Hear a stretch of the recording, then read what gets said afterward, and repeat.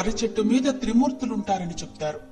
అయితే అంతకు మించిన ఆధ్యాత్మిక కథనంతో వింతల్లోకెల్లా వింతగా ప్రసిద్ధి చెందిన చెట్టు అదే తిమ్మమ్మ మర్రిమాను. ఈ మర్రి చెట్టుకు తిమ్మమ్మ మర్రిమాను అని పేరెందుకొచ్చింది? అసలు ఈ తిమ్మమ్మ ఎవరు? తిమ్మమ్మకు మర్రి చెట్టుకు సంబంధం ఏంటి తెలుసుకుందాం. మరి ఇలాంటి ఇంట్రెస్టింగ్ టాపిక్స్ తెలుసుకోవాలంటే వెంటనే నా ఛానల్ సబ్స్క్రైబ్ చేసుకోండి. ఆ వెంటనే వచ్చే బెల్ బటన్ క్లిక్ చేసి యాక్టివేట్ చేసుకోండి. అలా చేస్తే నేనే కొత్త వీడియో చేసినా మీకు నోటిఫికేషన్ వచ్చేస్తుంది. అలాగే వీడియో నచ్చితే తప్పకుండా లైక్ చేయండి, షేర్ చేయండి, కమెంట్ చేయండి. మరి తిమ్మమ్మ మర్రిమాను వెనుకున్న ఆధ్యాత్మిక కథనం ఏంటో తెలుసుకుందాం. తిమ్మమ్మ మర్రిమాను. ఈ మర్రి చెట్టుకు తిమ్మమ్మ అనే స్త్రీకి ఉన్న సంబంధం ఏంటో తెలుసుకునే ముందు ఈ చెట్టు గురించి కొన్ని వింతైన విషయాలు తెలుసుకుందాం. మన రాష్ట్రంలో, మన దేశంలోనే కాదు ప్రపంచ ప్రసిద్ధి చెందిన చెట్టు ఈ తిమ్మమ్మ మర్రిమాను. 660 సంవత్సరాల వయసున్న ఈ చెట్టు ఒకటి కాదు, రెండు కాదు, సుమారు 8.5 ఎకరాల స్థలంలో దాదాపు 6,869 ఊడలతో వ్యాపించినట్టు కొన్ని సర్వేలు చెప్తున్నాయి. సాధారణంగా మర్రి చెట్టు కింద నిలబడితే కొంత నీడనివ్వడం, మర్రి ఊడలు కొన్ని అడుగుల మేర భూమి మీద వ్యాపించడం, ఈ విషయాలు మనకు తెలిసినవే.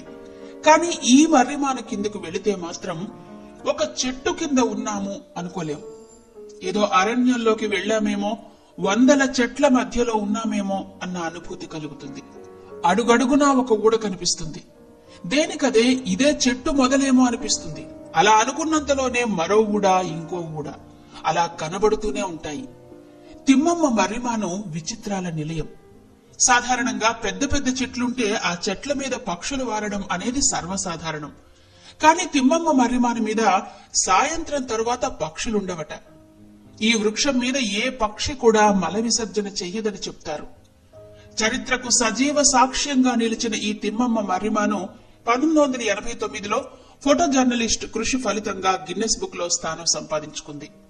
అనంతపురం జిల్లాలో కదిరి పట్టణానికి 35 కిలోమీటర్ల దూరంలోనూ, అనంతపురం నగరానికి 100 కిలోమీటర్ల దూరంలోనూ ఉన్న గూటిబయలు గ్రామంలోని తిమ్మమ్మ మర్రిమాను వెనుక ఉన్న చరిత్ర చూస్తే ఈ చెట్టు తిమ్మమాంబ పాతివ్రత్య మహిమకు నిదర్శనంగా, ఆమెకు ప్రతిరూపంగా చెప్తారు. బుక్కపట్నం సంస్థానాధీశులైన పెదరాసు వీరయ్య మనవరాలు తిమ్మమ్మను గూటిబయలు సంస్థానానికి చెందిన బాల వీరయ్యకిచ్చి వివాహం చేస్తారు. అప్పట్లోనే ఆమె తన సంస్థాన కార్యక్రమాలను అతి చక్కగా నిర్వహించేదట. సామాజిక సంక్షేమానికి కృషి చేసేది. అయితే ఒక సమయంలో కుష్టు వ్యాధిగ్రస్తుడైన బాల వీరయ్యను గంగరాజు వెలివేస్తాడు. అప్పుడు ఊరి బయట ఉన్న తమ పశువుల పాకనే కుటీరంగా చేసుకుని భర్తకు సేవ చేస్తూ జీవిస్తుంది తిమ్మమ్మ. తమను ఇలా వీధి పాలు చేసిన గంగరాజును తన పాతివ్రత్య మహిమతో శపిస్తుంది.